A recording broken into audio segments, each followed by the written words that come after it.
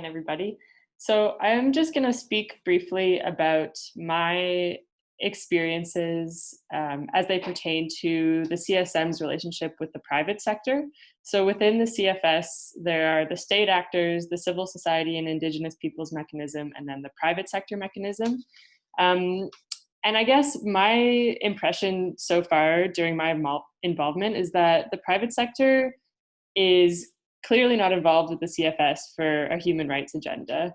And that's something that needs to be made clear. Even they have to put their stakeholders first, whether it be a multinational company, whether it's a philanthropic organization.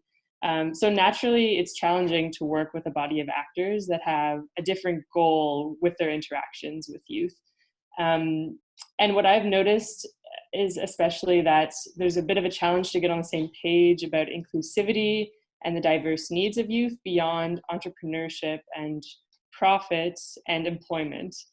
And I think we have to be careful that when they do use human rights language, we have to be careful not to take that at face value and to look into it a little bit deeper.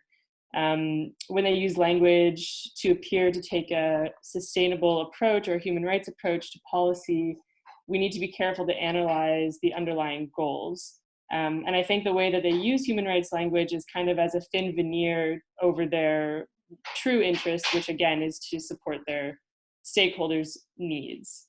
So I think something that has been useful for the CSM youth is just to be sure that we're using clear and persistent language about our rights demands as our priority, and that food security is not interpreted as a business opportunity, and to be clear that it's more about livelihoods, communities, about traditions, and about sovereignty than it is as a business interaction.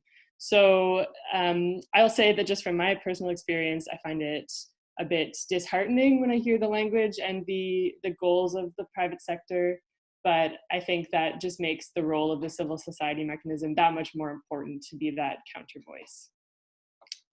That's all from me. Thanks.